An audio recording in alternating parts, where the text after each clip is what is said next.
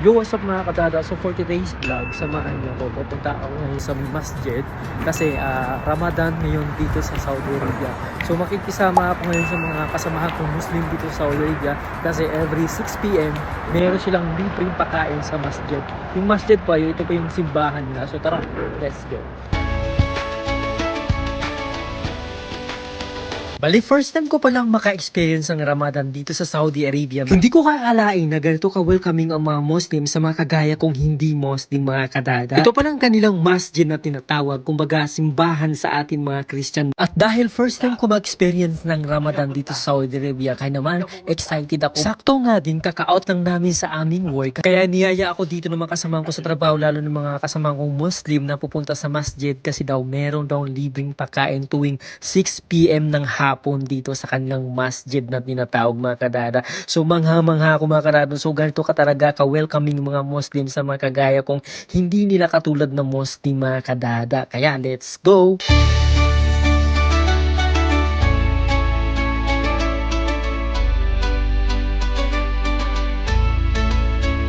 So ayun mga kadada, no, sakto din nakalatag na yung mga pagkain, naka-ready na mga pagkain na binibigay nila. So take note mga kadada, no, libre lang po ito. Bali, tradition pala talaga ito ng mga Muslim tuwing Ramadan, nagpapakain sila ng libre sa mga kababayan nating OFW. Hindi lang mga kababayan natin, kahit ibang lahi mga kadada, pwedeng kumain dito na libre lang. So totoo lang, sobrang hiya ko dyan kasi hindi naman talaga ako Muslim. Pero dahil sobrang bait talaga nila, so welcome talaga ako dito kahit hindi ako Muslim. Bali, ganito pa yung pagkain nila. Isang kabsa, may dalawang water, tapos merong dates, tapos merong sambusa, tapos may kasama sang soup.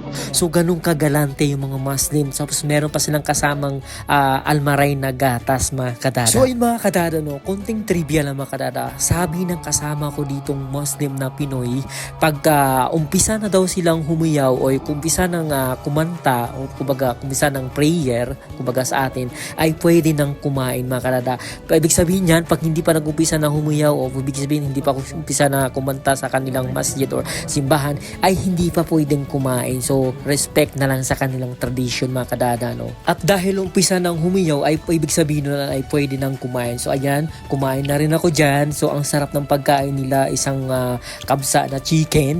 Ayan, sobrang happy ko talaga and thankful sa mga kapatid nating Muslim na tinatanggap nila tayo na hindi kagaya nilang Muslim. So tapos na kami kumain dito sa masjid. So ayun mga kasama ko, Bengali, si Rono. Yan, Pilipino yan.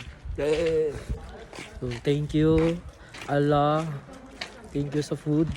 Aywa, Samsung, thank you Muhammad sallallahu alaihi wasallam. Andun pala yung masjid sa likod ko yan.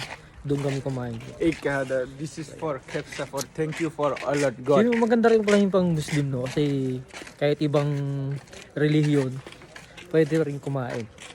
So walang discrimination kumbaga. Tawag doon. Tutun yun. Tutun? Oo.